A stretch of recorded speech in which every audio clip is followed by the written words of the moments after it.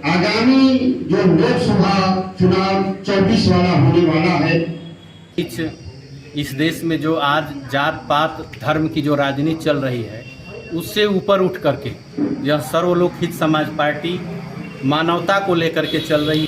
नमस्कार, मैं सुशील कुमार और आप देख रहे हैं टाइम्स ऑफ गाजीपुर।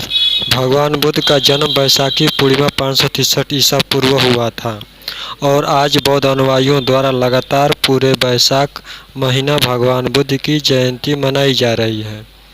उत्तर प्रदेश में करुणा, मैत्री, प्रज्ञा, भाईचारा, बंधुत्व फिर से स्थापित करने की सपना लेकर राजनीतिक पार्टी सर्वलोक हित समाज पार्टी का लगातार बैठक किया जा रहा है। 28 मई 2023 को तथागत मैरिज हॉल दिलदार नगर में भगवान बुद्ध की जयंती समारोह का आयोजन किया गया।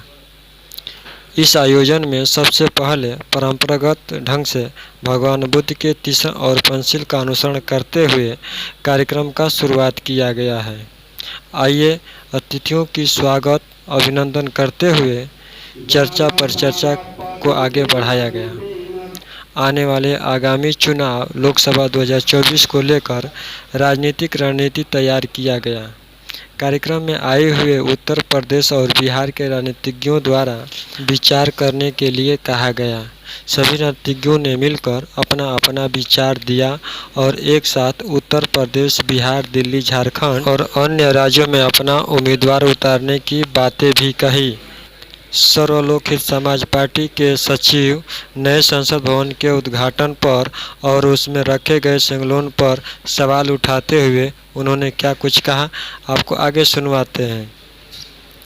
सर्वलोक हित समाज पार्टी के राष्ट्रीय अध्यक्ष और महासचिव ने क्या कुछ कहा, उसको आगे आप ज़रूर सुनिए।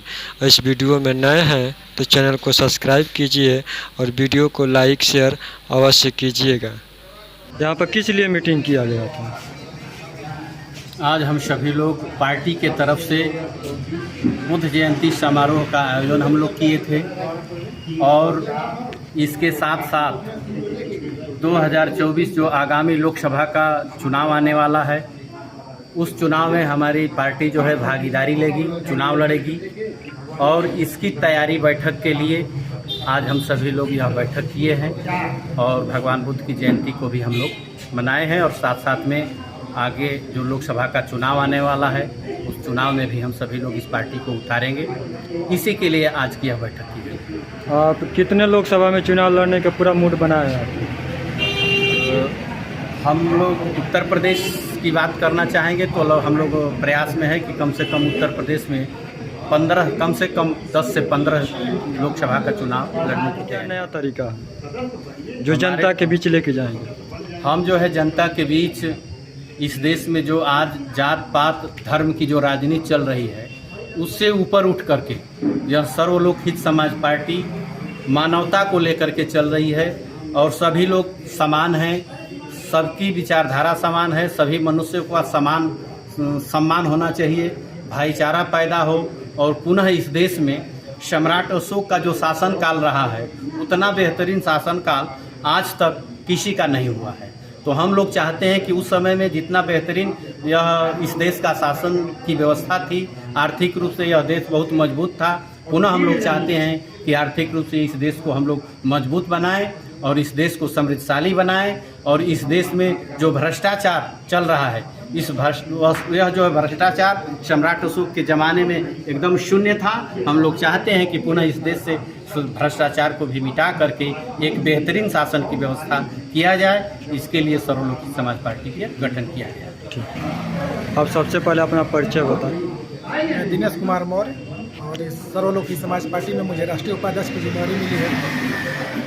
आज नए संसद भवन का उद्घाटन हुआ है, उसमें एक राजदंड की छड़ी संगलोन कहा गया है, वो छड़ी को उसमें संसद भवन में रखा गया, उस पर आप क्या कहना चाहेंगे? ये जो आज घटना घटा है ये पूर्ण रूप से भारतीय संविधान को बदलने की साजिश है।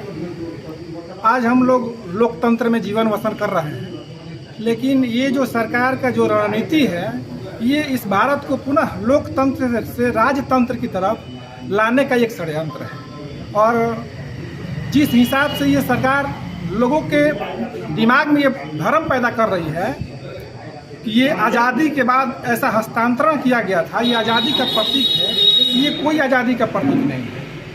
ये केवल लोगों के दिमाग में भ्रम पैदा करके और अपने राजतंत्र वाली छवि को फिर से स्थापित करना है, और भारत का जो ये समानता और आपस में भाईचारा का जो ये जनमानस में समानता पैदा है, उसको फिर से एक बार छीन भिन करके भारत को पुनः एक बार बंटवारा करने की तरफ ये जो सरकार है वो अग्रसर है। उसी का एक ये झांकी है।